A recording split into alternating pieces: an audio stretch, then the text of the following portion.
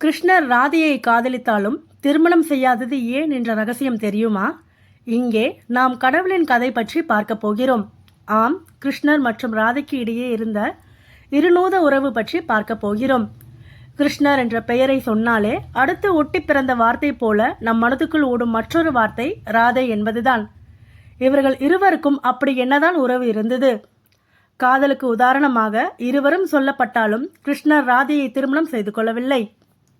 அதே சமயம் கிருஷ்ணர் பெண்களை திருமணம் செய்து கொண்ட பின்னரும் கூட இவர்கள் இருவருக்கும் இடையே இருந்த உறவு தொடர்ந்தது. இதற்கு என்னதான் அர்த்தம் என்ற குழப்பம் இல்லாதவர்களே இருக்க முடியாது. அது என்னவென்று இங்கு பார்ப்போம். ஒரு நாள் ராதாவே கிருஷ்ணரிடம் கேட்டார், கிருஷ்ணா, நீங்கள் ஏன் ராதாவை காதலிக்கிறீர்கள்? ஆனால் திருமணம் என்று வருகிற போது என்னை விட்டு மற்ற பெண்களை திருமணம் செய்து கொள்கிறீர்கள் என்று. அதற்கு கிருஷ்ணர் மிகவும் சுவாரஸ்யமான ஒரு பதிலை, திருமணம் என்பது இரண்டு நபர்களுக்கு இடையே நடக்கக்கூடிய ஒன்று. அது ஒரு ஒப்பந்தம்.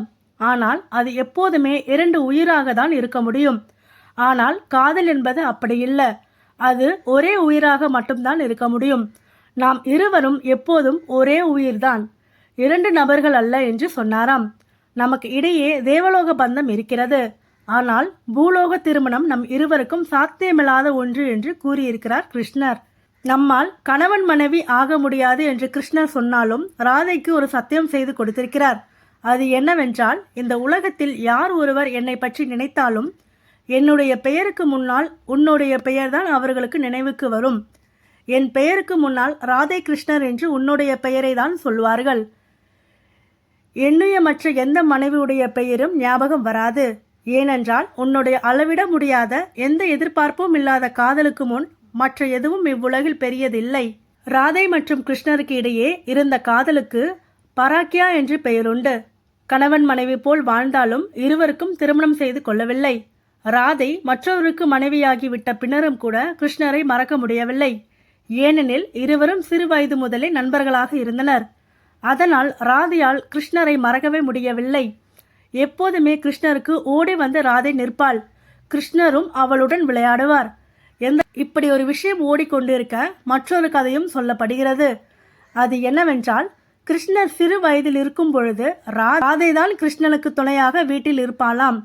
அப்படியே இருவரும் பிருந்தாவனம் முழுக்க நடந்து கொண்டு சுற்றி திரிவார்களாம். அப்படி சுற்றி திரிகின்ற வேளையில் இருவரும் ஆலமரத்தடியில் இருவரும் இளைப்பாரி கொண்டிருந்தார்களாம். அந்நிலையில் ஒரு முனிவர் மற்றும் விருந்தினர்களுடன் தேவலோகத்தில் இருந்து வந்து இறங்கினாராம். அவர்களுக்கிடையே திருமணம் நடந்ததாம். அதில் பிரம்மனும் தன்னுடைய பங்குக்கு தன்னுடைய கலைத்திறமையை காண்பித்தாராம். இப்படியும் ஒரு கதை உண்டு. அப்படி மரத்தடியில் இருவரும் திருமணம் வேத மரபின் படி முடிந்தது. அக்னி வலம் வரும்பொழுது ராதையின் சேலை நுனி கிருஷ்ணருடைய வேஷ்டியுடன் முடிச்சு போட்டு திருமணம் வைபோகம் முடிந்ததும் அங்கிருந்த அனைவரும் இடதுபுறமாக நகர்ந்து நின்று கொண்டனர். அப்போது எல்லோரும் எதிர்பார்த்தது போல் இல்லாமல் மீண்டும் கிருஷ்ணர் சிறு பிள்ளையாகிவிட ராதை அவரை அவரின் தாய் யசோதையிடம் ஒப்படைத்து விட்டு தன்னுடைய வீட்டுக்கு நடக்க ஆரம்பித்து விட்டார்.